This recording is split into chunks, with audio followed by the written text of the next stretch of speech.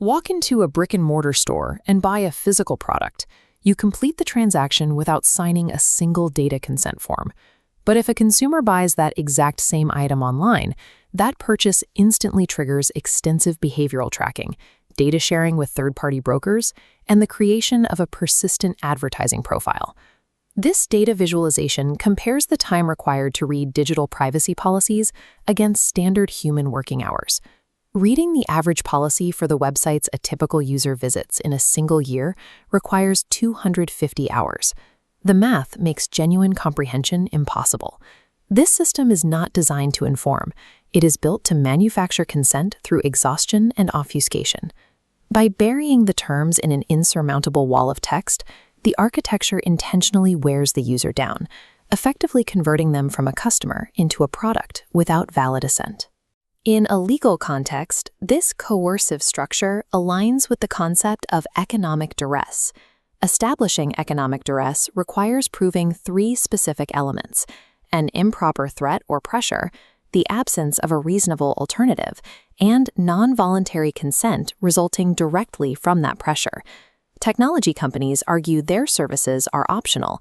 That defense falls apart when digital platforms act as essential infrastructure for banking, employment tools, and healthcare access. When participation is required to function in modern society, the consent or lose service model ceases to be a choice. It operates as engineered coercion, which invalidates the underlying contract.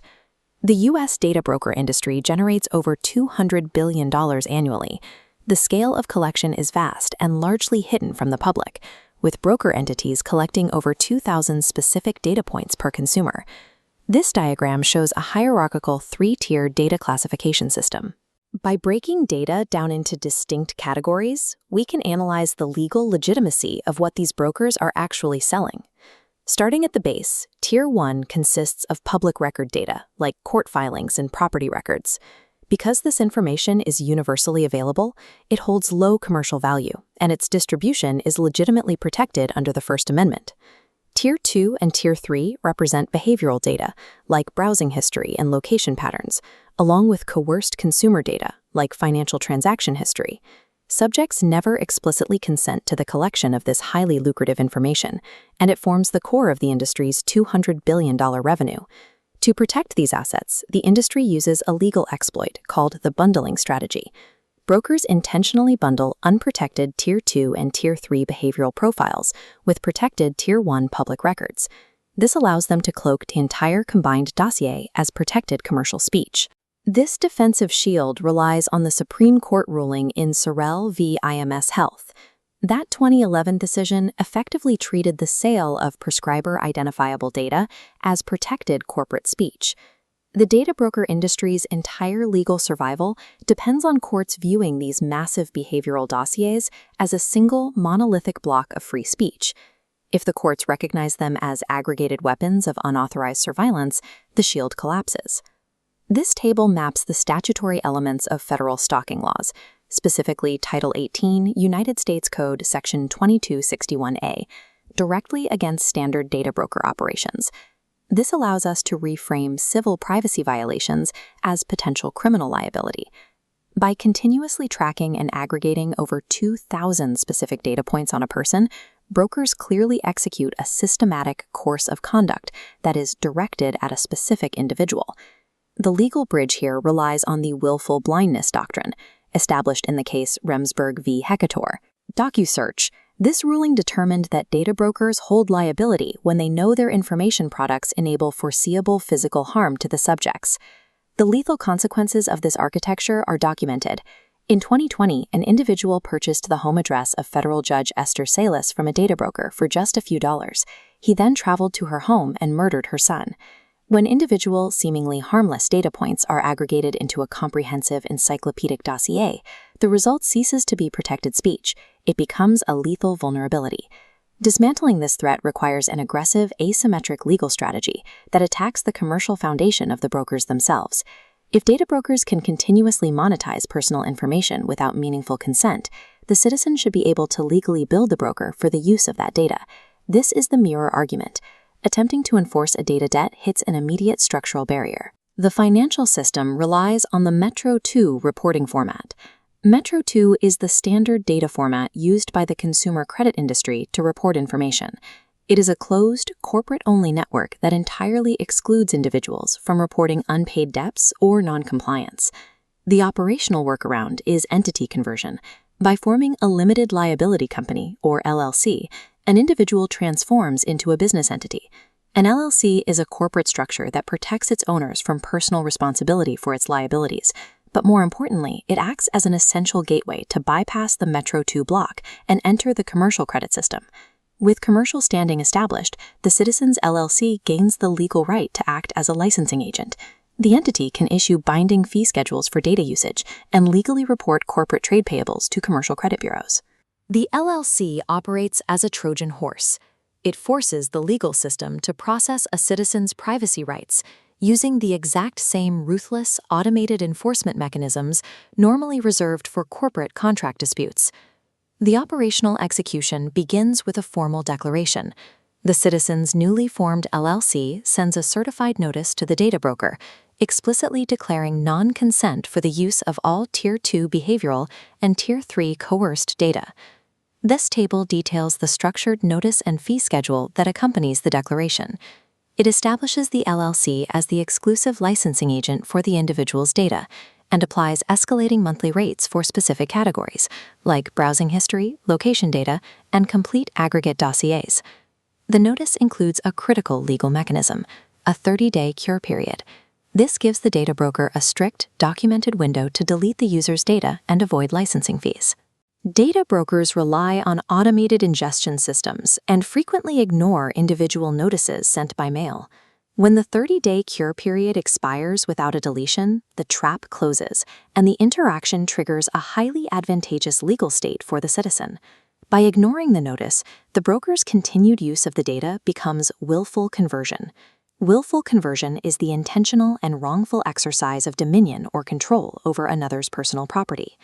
Under statutes like BIPA, the Biometric Information Privacy Act, proving a violation was willful can multiply statutory damages, from standard penalties to maximum payouts, such as increasing a $1,000 fine to $5,000 per violation. The invoice is not meant to be paid voluntarily. It is a meticulously documented paper trail designed specifically to trap the broker into a legally indefensible position of willful financial conversion.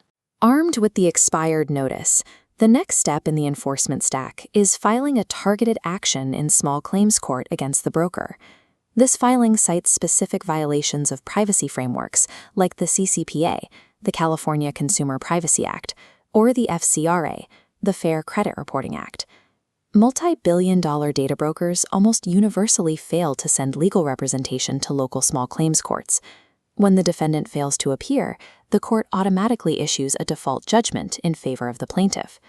The Citizens LLC then takes that default judgment and legally records it as a commercial lien against the data broker. Because court judgments are public records, they are automatically swept into commercial credit bureaus like Dun & Bradstreet. This directly injects negative trade lines into the broker's corporate report, severely damaging their credit rating and borrowing power. By utilizing small claims default judgments, citizens completely bypass the need for expensive, protracted litigation. Instead, they execute a precise strike on the single metric data brokers actually care about: their access to commercial capital.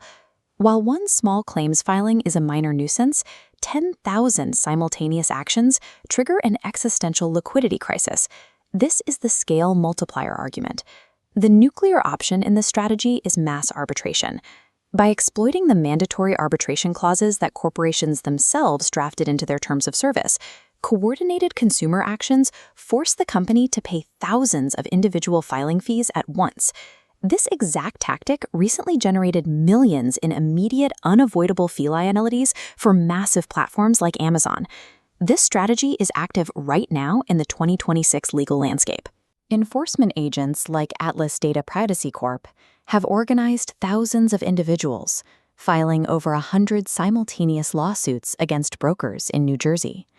This systemic pressure turns the industry's own death by 1,000 cuts model back onto itself. Widespread commercial credit damage freezes their banking relationships and destroys their operational viability. But this mass legal assault is not the ultimate goal. It is a necessary siege tactic designed to force total corporate capitulation, which is required to pass sweeping legislative reform. To permanently secure data sovereignty at the federal level, the tactical pressure must transition into a concrete legislative endgame. The first pillar of this reform is the proposed Commercial Surveillance Prevention Act. This legislation explicitly criminalizes the systemic collection of behavioral data without clear, verifiable consent, formally codifying the stalking and foreseeability of harm arguments into federal law. The second pillar is the proposed Reverse Data Credit Act. This law permanently grants individual citizens the exact same furnisher status that the LLC workaround currently provides, integrating them directly into the credit reporting network. Crucially, this act shifts the legal burden of proof.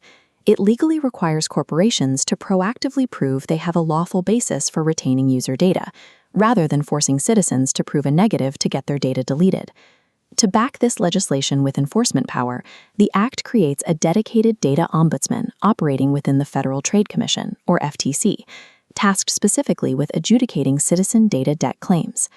True privacy will never be granted by corporate benevolence or passive regulation.